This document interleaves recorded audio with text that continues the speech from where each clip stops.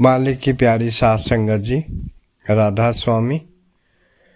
मालिक के प्यारो, आज की वाणी कबीर साहब की है। आप कहते हैं जगत में गुरु समान नहीं दाता, वस्त्र अगोचर दी सतगुरु ने भली बताई बाता, जगत में गुरु समान नहीं दाता। हम आज इस वाणी पर विचार करेंगे कि कबीर साहब बड़ा जोर देकर कह रहे हैं, पूरी दुनिया की गारंटी ले रहे हैं कि गुरु से बड़ा दानी, गुरु से बड़ा दाता या गुरु से बड़ा कृपालु कोई नहीं है। हम अनेकों बार सुन चुके हैं, हजूर जी हमें समझाया करते थे कि दुनिया का सबसे बड़ा दाता सतगुरु है। आप उदाहरण दिया करते थे कि जेल खाने के अंदर कैदी रहते हैं, एक दानी वहाँ जाता है, गर्मी का समय देखता है और महसूस करता है कि इन्हें गर्मी लगती होगी तो वो पंखे लगवा देता है। दूसरा और कोई दानी जाता है, उसी गर्मी के भाव को देखते हुए ठंडे पानी का इंतजाम कर देता है या कूलर वगैरह लगवा दे। फिर एक और दानी जाता है, वहाँ देखता है कि इनकी भोजन की व्यवस्था अच्छी नहीं है तो वो उनकी भोजन की व्यवस्था कर जाता है कुछ समय के लिए अच्छी। अनेकों प्रकार के अलग अलग दानी, कोई वस्त्र दान कर देता है, कोई कुछ। सब चीज़ें देने के बाद भी उनका एक बहुत बड़ा दुख है कि वो कैद में ही बंद है। सारी सुविधा मिलने के बाद भी उनके दुख का निवारण नहीं हो पाता, क्योंकि सबसे बड़ा दुख तो उनकी कैद है, चार दीवारियां हैं। और एक दानी आता है और जेल खाने का ताला खोल देता है और उसे आज़ाद कर देता है। या यूँ समझ लीजिए, एक इंसान जेल में बंद हो जाए, उसका कोई हिमायती ना हो, उसका कोई साथी ना बने, एक को दया आए कि एक सज्जन जेल में पड़ा है बिना किसी मदद के, वो आके उसकी जमानत भर दे, उसे जमानत पर बाहर निकाल दे और फिर उसको उस मुकदमे से जिसको जो काम उसने ना किया हो उसकी माफ़ी दिला के उसे सदा के लिए बरी करा दे। ये उदाहरण हजूर स्वामी महाराज जी दिया करते थे। वो कहा करते थे कि भाई, हमारी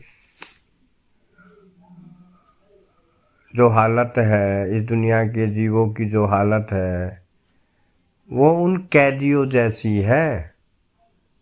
कितना भी सुख सुविधाएं मिल जाए, बड़ा घर मिल जाए, बड़े ओहदे मिल जाए, धन मिल जाए, अच्छे भोजन मिल जाए, परिवार भी अच्छा मिल जाए, मगर रहेंगे तो कैदी ही। इस 84 के जेल खाने से छुटकारा तो नहीं होगा। तो फिर हमारे बीच में एक ऐसा दाता, एक ऐसा दानी आता है जो हमें यहाँ आकर सत्संग पद के जरिए हमें ये समझाता है कि आप सब इस कैद से छूट सकते हैं अगर थोड़ी सी मेरी बात मान लें। जो भी भागों वाला जीव उन पर भरोसा करके उनका संग लेके भजन बंदगी को निभाता है, वो इस 84 के जेल खाने से छूट सकता है।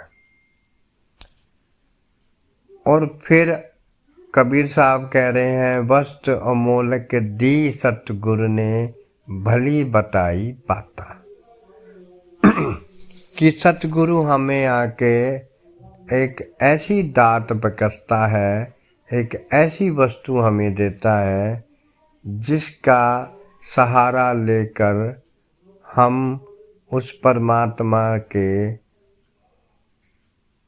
पास जा सकते हैं और अपनी आत्मा का उस परमात्मा से मिलाप कर सकते हैं। आप कह रहे हैं कि वस्त्र अगोचर, यानी ऐसी वस्तु दी जो हमें अमर कर सकती है, क्योंकि वो जो वस्तु है, वो जो नाम है, वो खुद अमर है और हम उसके साथ अगर जुड़े तो हम भी अमर हो सकते हैं। ऐसा कबीर साहब अपनी वाणी की शुरुआत में कह रहे हैं। मगर हम सभी जानते हैं हमारे अंदर काम, क्रोध, मोह, लोभ अनेकों विकार हमारे अंतर में हैं। इन विकारों को जो नष्ट करता है वो नाम है। वो नाम हमारे अंदर इन चीज़ों को कैसे नष्ट करता है, कैसे काबू करता है, आप अगली तुक में हमें समझा रहे हैं। आप कहते हैं, काम क्रोध कैद कर राखे, लोभ को लीना ना था। कि जब हम इस नाम की कमाई में जुड़ेंगे, जब हम सतगुरु की बताई उस युक्ति को अपनाएंगे, तो जो ये नाम है, जो ये शब्द है, ये क्या करेगा? ये हमारे जो विकार हैं इनको धीरे धीरे धीरे धीरे इन पर अपना प्रभाव डालना शुरू करेगा। आज हम पर काम हैवी है, क्रोध हम पर भारी पड़ता है, इन सब को क्या करेगा? कैद में कर देगा। जैसे आज हम कैद में हैं, शरीरों की कैद में, 84 की कैद में, लेकिन नाम में ऐसी ताकत है कि वो हमारे काम को, क्रोध को, मोह, लोभ, अहंकार को धीरे धीरे खाना शुरू कर देगा, इनका विनाश करना शुरू कर देगा और ये मन इन सारे विकारों को छोड़कर अपने असल की तरफ ऊपर को जाना शुरू होगा। मन भी यहाँ का हिस्सा नहीं है, आत्मा भी यहाँ का हिस्सा नहीं है। मन, संत हमें समझाते हैं, ब्रह्म का अंश है और आत्मा परमात्मा का अंश है। मगर ये भेद बड़ा झीना है। इसको समझने के लिए हमें अपने सतगुरु, अपने संतों का कहा मानकर अमल में अपने जीवन को लाना पड़ेगा। आप फिर आगे कहते हैं, काल करे मोह हाल कर, फिर ना मिले यह साथा। कि भाई हम दुनिया के जीव देख रहे हैं कि हर चीज़ को हम कल पर टाल देते हैं। कोई भी काम हुआ, खास करके भजन बंदगी, इसको हम है ना कल पे छोड़ते हैं, जबकि यह फर्स्ट प्योरिटी थी हमारी, मगर हमने इसे सबसे पीछे रखा है। इसी बात को कबीर साहब हमें याद करा रहे हैं, अपनी वाणी के जरिए हमें समझा रहे हैं कि भाई कल नहीं, आज से करना शुरू कर। कबीर साहब अपनी एक और वाणी में कहते हैं, काल करे सो आज कर, आज करे सो अब, पल में परलय होएगी, फिर करेगा कब। एक महात्मा हुए हैं, उन्होंने भी कहा है कि भाई कल की खबर तो काल फिर लेगा। कल पर हम डाल रहे हैं। आप कह रहे हैं काल करे सो हाल कर, फिर मिले न यह साता। कि भाई अगर तूने कुछ करना है, कुछ इकट्ठा करके मालिक की दरगाह पे जाना है, तो इसी जन्म में आज ही से करना शुरू कर। अगर तू ये विचार बना के बैठा है कि मैं कल कर लूँगा या फिर कल कर लूँगा, ये कल कल के चक्कर में श्वासों की पूंजी घटती जाएगी। पता नहीं कब काल का कुल्हाड़ी हमारे माथे पे आके लगेगी और हमें जाना पड़ेगा। और जब हम जाएंगे तो अगर नहीं किया होगा तो फिर हमें जाके हिसाब देना पड़ेगा, कर्मों के बंधनों में बंधना पड़ेगा। और अगले जन्मों में हजूर कहा करते थे कि भाई जाने के बाद पता नहीं फिर क्या हो, इंसानी जामा मिले मिले ना मिले ना मिले, और मिल भी जाए तो संतों की सोबत मिले मिले ना मिले। तो आज अगर हमें मौका मिला है पूर्ण संत सतगुरुओं के सेवा करने का, उनके साथ रहने का, उनके सत्संग सुनने का, उनके दर्शन करने का, तो उनके वचन भी इसी जन्म में मान ले, आज ही मान ले। और उन्होंने हमें कौन सा वचन दिया है, कौन सा वचन हमसे मांग रहे हैं कि भाई भजन बंदगी करो। और आपने वचन दिया है अगर आप करोगे तो मैं जिम्मेदारी लेता हूँ कि इस दुनिया से तुम्हारा छुटकारा हो जाएगा, सदा सदा के लिए आप यहाँ से निकल कर चले जाओगे। मगर जीवात्मा की हालत ये है कि वो कल पे छोड़ रही है। कबीर साहब हमें समझा रहे हैं कल नहीं भाई, आज से। अगर आज से आपने नहीं किया तो फिर बहुत पछताना पड़ेगा, बहुत परेशानियां उठानी पड़ेंगी। कहते हैं 84 जाए पड़ोगे, भुगतो दिनों राता। अगर कल के ऊपर रहे और मौत ने आके जकड़ लिया फिर क्या होगा, फिर जाके 84 में जन्म लेना पड़ेगा, पता नहीं कहाँ जन्म मिलेगा। वाणी भी कह रही है इस पौड़ी थे जो नर चुक्या, सो आए जाए दुख पाएगा। यही बात कबीर साहब भी कह रहे हैं कि 84 में जाए पड़ोगे, भुगतो दिनों राता। फिर भाई क्या बात पल्ले रह जाएगा। आज का मौका हमने छोड़ दिया, ये जो गोल्डन चांस हमें मिला है इसको हम छोड़ देंगे, कल पे टालते रहेंगे तो फिर हमारा क्या होगा। हमें 84 में जाना पड़ेगा, धर्मराय के सामने पेश भी होना पड़ेगा, और फिर इस जन्म मरण के चक्कर में आकर यहाँ युगों युगों तक हमें भटकना पड़ेगा। बाबा जी अक्सर समझाया करते हैं कि भाई अगर 1 साल का भी एक जन्म हो जाए ना तो 84 लाख वर्षों के बाद मौका मिलेगा। तो विचार करना भाई, आज तो मौका हमारे पास है, आज तो हमारे पास ये गोल्डन चांस है कि आज हम कर सकते हैं, कल पर क्यों छोड़ा जाए।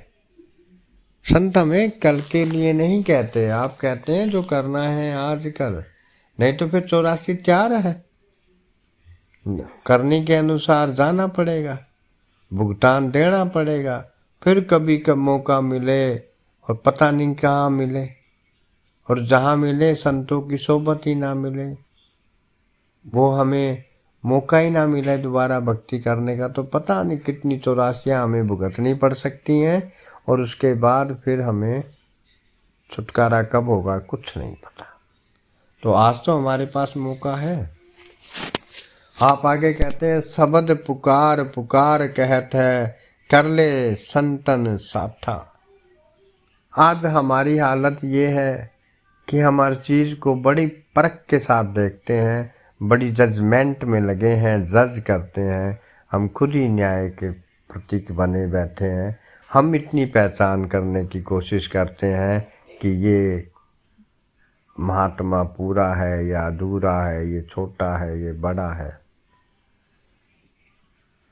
हजूर फरमाया करते थे कि भाई अंधा क्या जाने आँखों वाले को, ये तो आँखों वाले की मर्जी है, वो हाथ पकड़े तो हमें निकाल सकता है, वरना अंधा तो ठोकर ही खाएगा। तो यही हालत हमारी है कि हम यहाँ तो जो बट नहीं सकता था, जिसे हम बांट ही नहीं सकते, जो सबके साझे हैं, हम उसको बांटने में लगे हैं।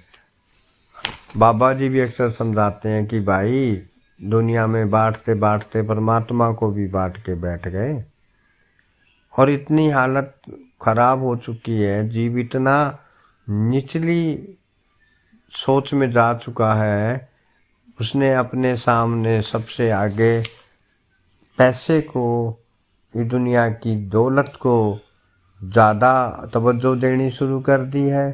पारिवारिक रिश्ते, पारिवारिक जो भरोसे, सब वो तोड़ रहा है, और पैसे को, इस शानो शौकत को झूठी माया के चक्कर में लग के वो परमात्मा को भी बांटने में लगा है, उसको भी अपनी कमाई का जरिया बनाने की कोशिश कर रहा है। हम संतों और महात्माओं की भी पहचान करने का दावा करते हैं, हम उन्हें भी परख में लेके आ जाते हैं, अपनी जज में लेके आ जाते हैं। क्या हम इतने समझदार या इतने ज्ञानी हो सकते हैं कि हम उस परमात्मा की पहचान कर लें या उसके प्यारों को पहचान सकें? जब तक वो हमें अपनी पहचान देना ही ना चाहे, हम कभी भी नहीं पहचान सकते। ये तो हमें जान लेना चाहिए। हमें तो हमारे संतों ने हमारे गुरुओं ने एक ही बात सिखाई है कि हम अपने वडेरे बड़ों का मान सम्मान करें और उनसे कुछ सीखें। हमारे दरवाजे पे अगर कोई महापुरुष, कोई महात्मा आता है तो हम उनका की कदर करें, उनसे कुछ सीखें। ऐसा कभी नहीं होता कि मेरा बड़ा तो दूसरा छोटा। अक्सर संत महात्मा, यहाँ तक कि बाबा जी हमें बार बार समझाते हैं कि भाई अपने से बड़ों का आदर करें, संतों और महात्माओं को जज करने के लिए ना बैठें। मगर हम तो बाबा जी से सवाल जवाब में ही पूछ रहे थे, गुरु कैसा हो, उसकी क्या पहचान है, या हम उनसे नामदान ले कि नहीं ले, उनकी शरण ले कि नहीं ले। भाई बाबा जी अक्सर समझाते हैं कि मिलेगा अपनी करनी का। मगर हमें जो परमात्मा, जो सतगुरु हमें बख्शीश कर रहे हैं, हम उसको भी मैकेनिकल कर रहे हैं, रटे जा रहे हैं। अभी दिल्ली के सत्संग में हजूर जी ने बड़े खोल के कहा कि भाई रटना नहीं है, जपना है। कबीर साहब की वाणी का हवाला देते हुए हजूर जी कह रहे थे, कोट नाम संसार के जिनते मुक्ति न होए, आद नाम गुपत जपे पूछे बिरला कोई। बड़े कितना प्रेम और प्यार से, इतने खुल के उन्होंने समझाया कि भाई हमारी हालत रट्टाफिकेशन की है, रटते जा रहे हैं, जबकि हमने तो उस गुपत नाम को एहसास में लाना था। मगर एहसास तो हमें दुनिया की दौलत का है, दुनिया के झूठे रिश्ते और झूठे रुतबों का है। मालिक के प्यार की तो हवा ही नहीं लगी हमें, और हम अपने आप को सत्संगी समझ रहे हैं। सत्य यानी कि वो परमात्मा, संग यानी कि उसकी पहचान। जब हमें उसकी कोई पहचान है ही नहीं, तो हम कैसे किसी को छोटा या बड़ा, पूर्ण या अधूरा, हम कैसे जज कर सकते हैं? मगर हम करते हैं। विचार करके देखना, हम करते हैं फलाना माड़ा ते फलाना चंगा। भाई हमने कहाँ से सीख लिया, हमें कैसे पता लग गया? ऐसा कौन सा घाट हमने प्राप्त कर लिया जिस घाट पे जाके हमें उसकी पहचान आ गई? संतों और महात्माओं के सामने तो हमें गर्दन झुका के रहना चाहिए था। हम नहीं जानते, संतों को हमारे कर्म ऐसे दिखाई देते हैं जैसे शीशे के गिलास में भरा हुआ पानी, बिल्कुल साफ। हमारी काले लिखे मेल सब ने दिखाई दे रहे हैं। हम उनको जज करने की कहाँ से ताकत लेके आए हैं? किस अकल के जरिए, किस बुद्धि के जरिए संतों को जानना चाहते हैं? वो जो विषय ही बुद्धि का नहीं है, जो विषय प्रेम और प्यार का है, उसमें हमने इतनी जज, इतनी नफरतें कैसे डाल के बैठे हैं? हम किस परमात्मा की भक्ति में लगे हैं भाई? कौन सा वो परमात्मा है जो हमें जज करना सिखा रहा है या हमें नफरत करनी सिखा रहा है? वो परमात्मा हमारे अंतर में ही है, मन, जिसके हम साथ लगे हैं। और हम जब तक उसके साथ लगे रहेंगे कभी भी अपने असल को नहीं पहचान सकते। कभी भी जिस कार्य के लिए हमें परमात्मा ने मनुष्य जामा दिया है वो पूरा नहीं कर पाएंगे हम, जब तक हम इन चीज़ों को लगाम नहीं लगाएंगे। और इसको लगाम अगर कोई लगा सकता है तो केवल और केवल नाम और शब्द धुन। तो आप कहते हैं शब्द पुकार पुकार कहते हैं, कर ले संतन साथा। और भाई दुनिया में अगर किसी का साथ करना है, अगर किसी की शरणागति लेनी है तो संतों की लेनी है, मालिक के प्यारों की लेनी है, मालिक के भक्तों की लेनी है। ये सेठ, ये साहूकार, ये धन, ये दौलत, ये रुतबे, ये सब धरे रह जाएंगे। केवल अगर कोई साथ निभाएगा तो वो नाम साथ निभाएगा, उसकी कमाई साथ निभाएगी। बाकी अगर हम इस बबुल में बैठे हैं कि ये दुनिया के रिश्ते, ये पैसा हमारा साथ निभा सकता है, तो भाई पैसे वाले तो मरते भी नहीं। जिनके बड़े बड़े कुल हैं उनसे तो कोई सामने भी खड़े होकर बात नहीं कर सकता था। अगर ये चीज़ें हमारा साथ निभा सकती, उनमें से तो फिर कोई मरता ही नहीं। कुछ चीज़ काम नहीं आएंगी, अगर कुछ काम आएगा तो नाम की कमाई, उस शब्द की कमाई। बाकी सारे रिश्ते यहीं धोखा दे जाएंगे। ये जज करना छोड़ दें, भक्ति में प्रेम और प्यार लेके आएं और सिमरन भजन करें और प्रेम और प्यार की भावना के साथ करें। यह रट्टा मारना, जैसे बच्चा पेपर देने से पहले रट्टा मारता है, उस तरह के रट्टे की भक्ति नहीं होती।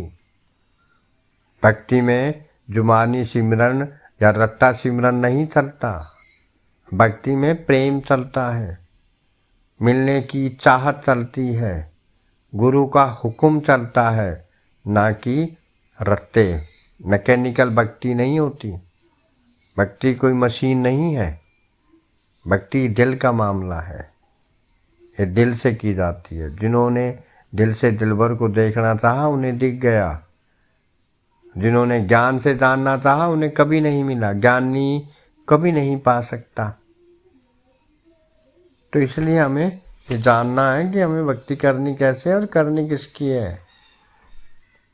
फिर कबीर साहब हमें समझा रहे हैं, सुमरिन बंदगी कर साहिब की, काल नवाबे माथा। अब आप हमें एक भरोसा दिला रहे हैं कि जिस काल के गाल में सारा जगत है, वो भी माथा झुका के यानी कि दंडवत प्रणाम करता है उन मालिक के प्यारों को, उन मालिक के सेवकों को जो अपने सतगुरु के हुक्म में रह के उस बंदगी को प्रेम और प्यार के साथ करते हैं, मैकेनिकली नहीं, रट्टाफिकेशन के साथ नहीं। जब वो बंदगी आपकी प्रतिफूलित होती है, सतगुरु जब अपना हाथ सर पे रखता है और ये सूरत अंतर में धसना शुरू होती है, और जब वो धीरे धीरे अपने गुरु के बताए हुक्म के अनुसार अंदर उस प्रकाश के साथ और उस शब्द धुन के साथ लग के ऊपर की तरफ जाता है, तो काल भी आकर उसको शीश नवाता है और वो भी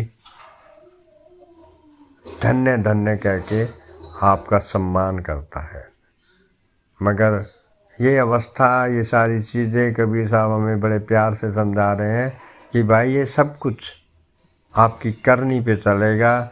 इतना बड़ा दाता, दुनिया का सबसे बड़ा दानी हमें मिला है। उस दानी से अगर हमने कोई दात लेनी भी है तो भक्ति की दात लेनी है।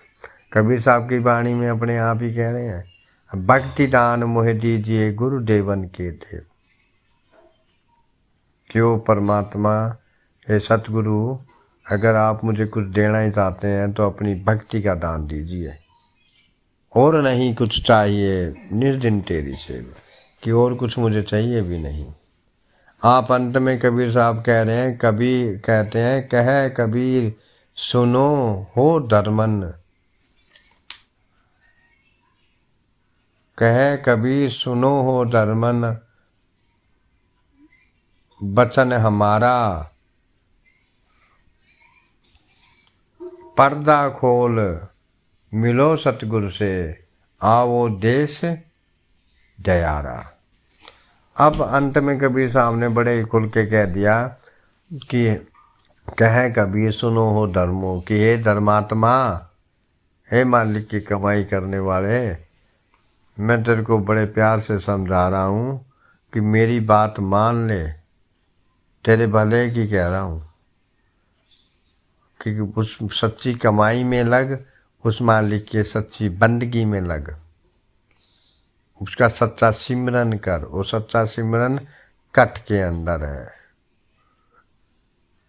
कबीर साहब अपनी वाणी में कहते हैं, भाई आदि नाम, वो आदि नाम है, जुगादि नाम है। जब सृष्टि नहीं थी तब भी वो नाम था, जब सृष्टि नहीं रहेगी तब भी वो नाम रहेगा। आज जुगा से जो नाम चला आ रहा है, जिस नाम ने चारों युगों में उद्धार किया, ऐसा नाम, उसकी बंदगी कर, उसका सिमरन कर, सच्चे दिल के साथ कर, सच्चे विश्वास के साथ कर। वे कहते हैं, अब जब तू उस कमाई को करेगा, अपने आप को आंखों के पीछे ठहराने की कोशिश करेगा, तो क्या होगा? आप कहते हैं पर्दा खुलेगा। कौन सा पर्दा? जो मोह का, अहंकार का, अपनी मैं का पर्दा परमात्मा और अपने बीच में लगा के तू बैठा है, उस पर्दे को गुरु खोल देगा। तेरा वहम, तेरा भय सब मिट जाएगा। ये जो तू वहम पाल के बैठा है जिस नश्वर दुनिया में बैठ के कि ये सत्य है, वो भी मिट जाएगा। तेरा भय कि मृत्यु के बाद मैं कहाँ जाऊँगा, वो भी मिट जाएगा। और फिर तू कहाँ पहुँचेगा?